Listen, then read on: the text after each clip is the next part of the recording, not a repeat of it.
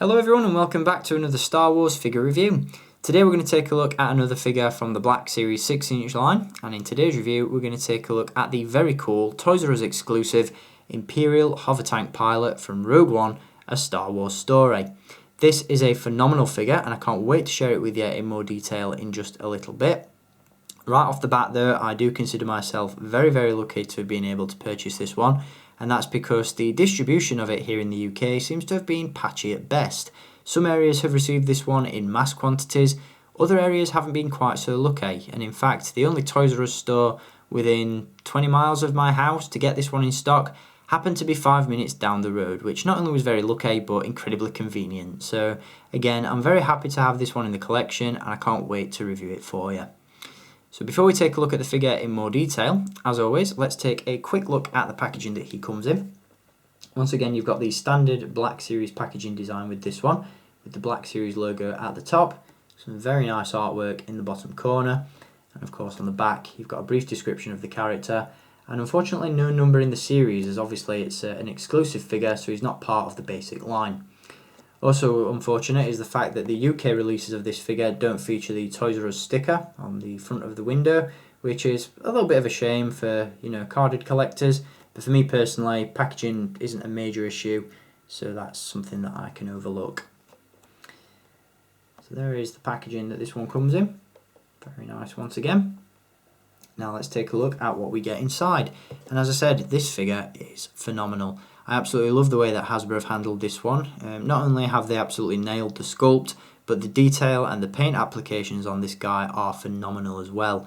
What I really like about this one is the fact that Hasbro have weathered it to death. This guy really looks like he's been through the wars, he's covered in battle damage, and he just looks awesome. Talking about it and showing it to you on camera really doesn't do it any justice. You've got to see the weathering on this thing to really appreciate it.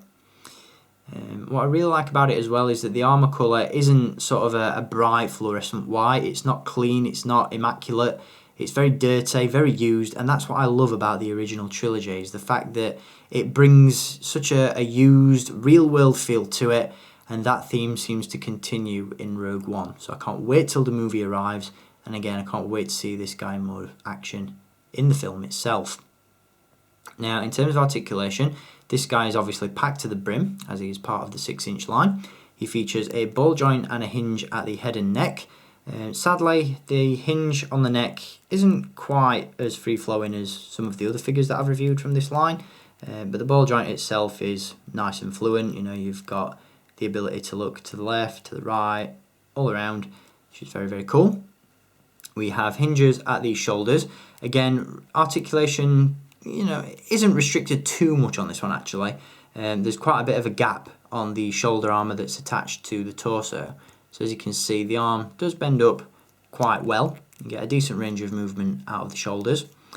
There are of course hinges at the elbows, hinges at the wrists, a ball joint at the torso, hinges at the hips, swivels at the thighs, double joints in the knees, and double joints and a pivot at the ankle. So again, super articulation with this guy, and if Hasbro were ever to make a 6-inch hover tank for this pilot, then he'd have no problem sitting inside it.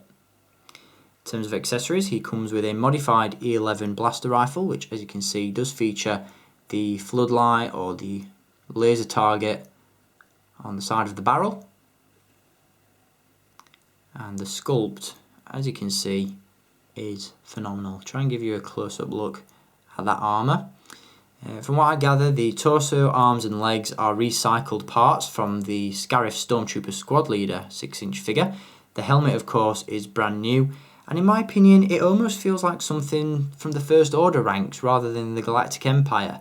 As you can see, you've got this very minimalistic faceplate. You've got a black band in place of the visor, which definitely reminds me of the Stormtroopers and Flame Troopers of the First Order. What I'd have really liked to have seen with this one is a faceplate similar to the Stormtroopers in the way that the AT-AT drivers and TIE pilots recycle those faceplates. But again, it's not a major issue. I still think the design of this one is very nice. It's almost Ralph McQuarrie-like in its overall aesthetic, which I really like.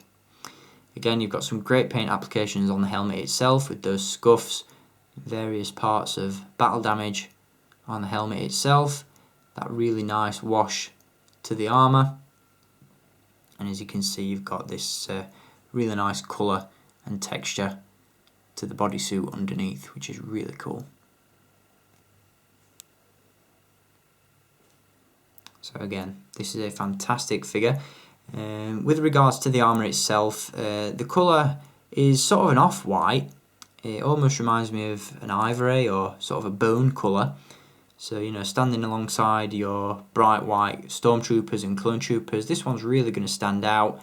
And again, the overall design of the character and the figure really helps in that respect as well.